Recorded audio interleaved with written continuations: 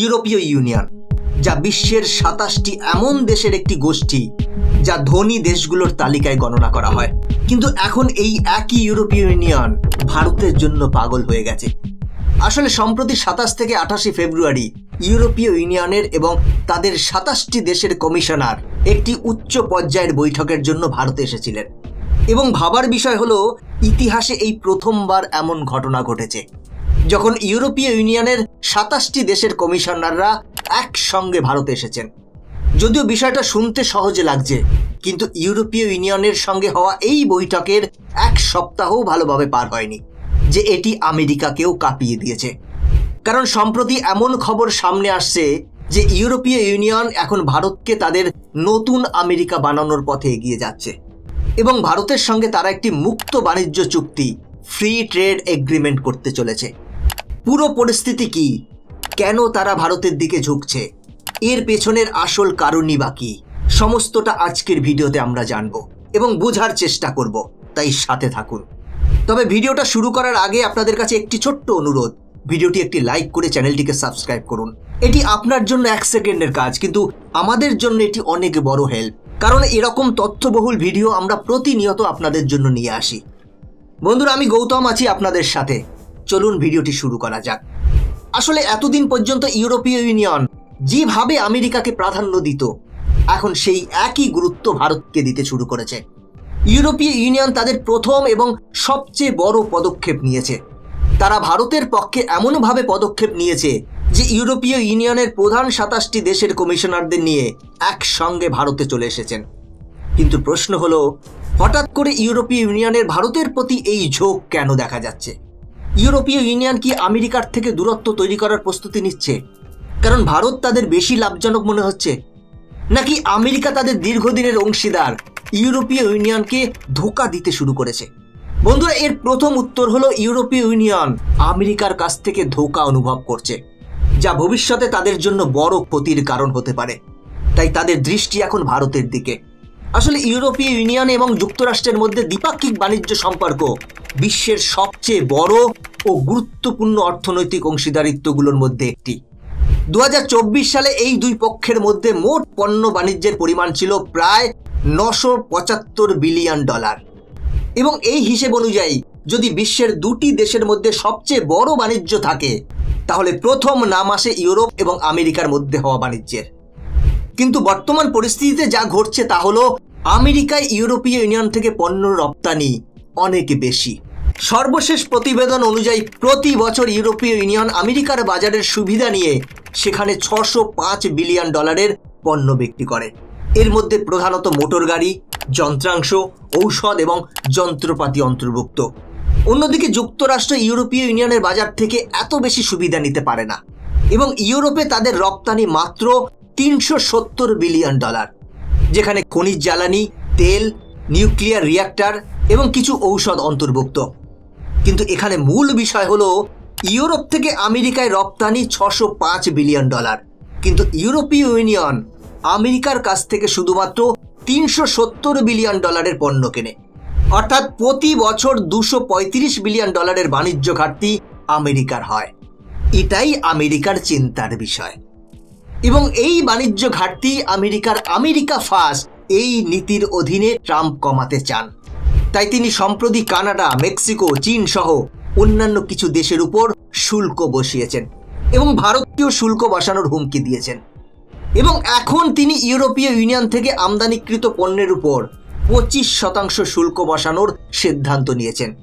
এর ফলে ইউরোপীয় এক্সপোর্টারদের আমেরিকায় পণ্য পাঠাতে অতিরিক্ত কর দিতে হবে, যার ফলে ইউরোপীয় পণ্যগুলি আমেরিকায় আরও ব্যয়বহুল হবে এবং ইউরোপের বড় ক্ষতি হতে পারে। এই কারণেই ইউরোপীয় ইউনিয়ন এখন আমেরিকার উপর নির্ভরশীলতা কমিয়ে ভারতকে তাদের নতুন কৌশলগত অংশীদার বানানোর দিকে এগোচ্ছে। সম্প্রতি ইউরোপীয় ইউনিয়ন ভারতের সঙ্গে ট্রেড অ্যান্ড টেকনোলজি কাউন্সিল বৈঠক করেছে। সাধারণত এই ধরনের বৈঠক ইউরোপ এতদিন আমেরিকার সঙ্গে করত, কিন্তু এবার ভারতকেও একই মর্যাদা দিচ্ছে এবং সেই বৈঠক ভারতে এসে তারা করেছেন। এটি কেবল আমেরিকার শুল্ক বৃদ্ধির কারণে নয়। রাশিয়া ইউক্রেন যুদ্ধে ইউরোপ আশা করেছিল যে আমেরিকা পুরোপুরি তাদের সমর্থন করবে, কিন্তু আমেরিকা দূরত্ব বজায় রেখেছে এমনকি আমেরিকা সম্প্রতি রাশিয়ার সঙ্গে একটি আলোচনায় বসেছিল, যেখানে ইউরোপের কোনো ভূমিকা ছিল না। এই ঘটনার পর ইউরোপ বুঝতে পারে যে তাদের পররাষ্ট্র নীতিতে আমেরিকার উপর অতিরিক্ত নির্ভর করা উচিত হবে না। তখন ইউরোপের সামনে দুটি বিকল্প ছিল, চীন বা ভারত। যদিও চীন ইউরোপের সবচেয়ে বড় বাণিজ্য অংশীদার, সেক্ষেত্রে ইউরোপ মনে করছে যে চীন তাদের অর্থনীতি ও রাজনৈতিক স্থিতিশীলতার জন্য হুমকি হয়ে উঠছে। চীনের বেল্ট অ্যান্ড রোড ইনিশিয়েটিভ প্রকল্পের মাধ্যমে চীন ইউরোপের বিভিন্ন দেশে তার প্রভাব বিস্তার করছে, যা দীর্ঘমেয়াদে ইউরোপীয় দেশগুলোর সার্বভৌমত্ব ও নীতি নির্ধারণী স্বাধীনতার উপর প্রভাব ফেলতে পারে। এছাড়া চীনের প্রযুক্তি কোম্পানিগুলোর বিরুদ্ধে ইউরোপের তথ্য নিরাপত্তা ও সাইবার হুমকির আশঙ্কা বাড়ছে। সাম্প্রতিক বছরগুলোতে চীনের দখলদার মনোভাব এবং দক্ষিণ চীন সাগরে তার আগ্রাসী নীতি ইউরোপীয় কূটনীতিকদের উদ্বিগ্ন করছে। এই কারণে ইউরোপ এখন এমন একটি অংশীদার খুঁজছে যে বিশ্বস্ত, গণতান্ত্রিক এবং দীর্ঘমেয়াদে নিরাপদ বাণিজ্য সহযোগী হতে পারে, যেখানে ভারত আদর্শ বিকল্প হিসেবেই উঠে এসেছে। 2023 সালে ইউরোপের অর্থনৈতিক প্রবৃদ্ধি ছিল প্রায় শূন্য, যা মহামারীর পরবর্তী প্রভাব, রাশিয়া ইউক্রেন যুদ্ধ এবং সরবরাহ শৃঙ্খলে বিভিন্ন পরিস্থিতির কারণে আরও খারাপ হয়েছে। এই অবস্থায় ইউরোপের একটি নতুন এবং বিশ্বস্ত বাণিজ্য অংশীদার দরকার, যেখানে তাদের ভারতকেই উপযুক্ত মনে হচ্ছে। কারণ 2023 সালে ভারত ও ইউরোপের মধ্যে মোট বাণিজ্যের পরিমাণ ছিল 12.4 লক্ষ কোটি টাকা, যেখানে চীনের সঙ্গে ইউরোপের বাণিজ্য ছিল 7.9 লক্ষ কোটি টাকা। শুধু তাই নয়, ভারত তার উৎপাদন খাত, পরিষেবা খাত এবং প্রযুক্তি খাতে ব্যাপক বিনিয়োগ করছে, যা ইউরোপের ভবিষ্যৎ কৌশলগত অংশীদার হওয়ার সম্ভাবনাকে আরও শক্তিশালী করছে। ভারতের ক্রমবর্ধমান ভোক্তা বাজার, সাশ্রয়ী উৎপাদন খরচ এবং রাজনৈতিক স্থিতিশীলতা ইউরোপীয় ব্যবসায়ীদের জন্য একটি আকর্ষণীয় বিকল্প হিসেবে উঠে এসেছে। এই কারণে ইউরোপ এখন আমেরিকা এবং চীনের উপর নির্ভরশীলতা কমিয়ে ভারতের সঙ্গে একটি দীর্ঘমেয়াদী অর্থনৈতিক ও প্রযুক্তিগত অংশীদারিত্ব গড়ে তুলতে আগ্রহী। যদি ভারত এই সুযোগটিকে কাজে লাগাতে পারে, তাহলে ভবিষ্যতে ইউরোপে চীনের স্থান ভারত নিতে পারে। বর্তমানে ভারত ও ইউরোপ একটি মুক্ত বাণিজ্য চুক্তি, যাকে FTA বলা হয়, দ্রুততার সঙ্গে এগিয়ে নিয়ে যাচ্ছে। ভারত সেমিকন্ডাক্টর, ক্লিন এনার্জি, কৃত্রিম বুদ্ধিমত্তা এবং সাইবার নিরাপত্তায় বিনিয়োগ বাড়াচ্ছে, যেখানে ইউরোপও এই ক্ষেত্রে ভারতের সঙ্গে কাজ করতে চায়। এছাড়াও ভারতের প্রতিরক্ষা খাতেও এর সুবিধা হবে, কারণ ইউরোপের অনেক কোম্পানি ভারতের সঙ্গে যৌথভাবে কাজ করতে আগ্রহী। এই চুক্তি চূড়ান্ত হলে ভারত একটি বৈশ্বিক শক্তি হয়ে উঠবে এবং ইউরোপ আমেরিকা ও চীনের উপর নির্ভরশীলতা কমাতে পারবে।